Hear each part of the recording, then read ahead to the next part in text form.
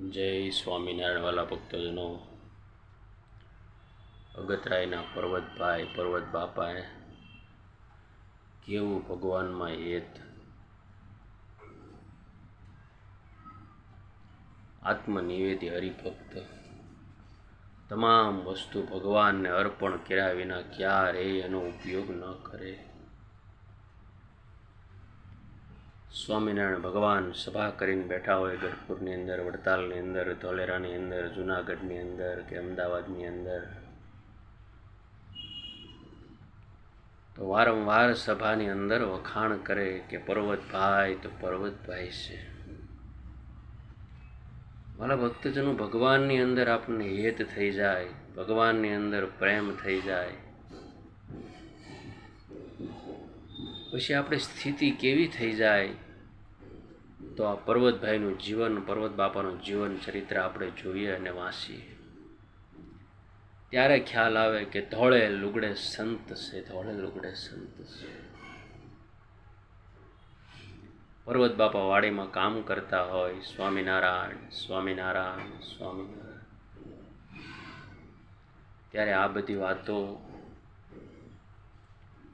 આપણા જીવનને શ્રેષ્ઠપણાનો અનુભવ કરાવે। પર્વત બાપા હળ હાંકતા હોય, બપોરનો સમય થઈ જાય અને માનસી કરવા બેહે, ભગવાનની અંદર ધ્યાન મગ્ન બની જાય ને કોઈ હરિભગત આવી અને અચાનક આવીને જગાડે કે પર્વત બાપા જાગો, આમ જરાક હલાવે હાથથી તો હાથમાંથી દહીંનો કટોરો ઢોળાય અને એ ખેતરના સાહમાં પડે, ત્યારે જોનાર વ્યક્તિ જોતા રહી જાય કે શું ભગવાનમાં હેત છે।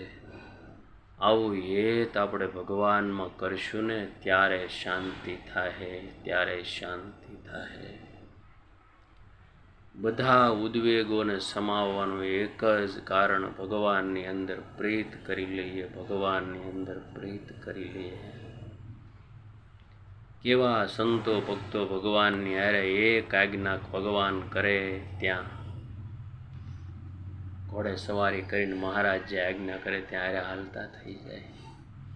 બધા ગામધણી હતા હો, માલિક હતા, 200, 500 વીઘાના માલિક હતા, ગામધણી હતા, બધા શૂરવીર હરિભક્તો, પણ મહારાજ આજ્ઞા કરે તો બધો ત્યાગ કરી અને મહારાજ સાથે ચાલવાની તત્પરતા। જીવનમાં આપણે આવું ક્યારે નિર્માણ કરી શકશું? અને જે દિવસે આવી પ્રેમ લક્ષણા ભક્તિ નિર્માણ થાય ને ત્યારે જ મહારાજ રાજી થાય। સુરા ખાસર બાપુ, સોમલા ખાસર બાપુ, કેવો પ્રેમ ભગવાનની અંદર! ભગવાન એક આજ્ઞા કરે તો બધું તત્કાળ ત્યાગ કરી અને ત્યાગી થઈ જવાની તત્પરતા દાખવે। આ પરમાત્મા પ્રત્યે કેવો લગાવ હશે એ બધું શીખવી જાય છે વાલા ભક્તો। જય સ્વામિનારાયણ। વાલા ભક્તો, સત્સંગમાં બધાને લાભ મળે એટલા માટે આ વિડીયો ખૂબ શેર કરજો।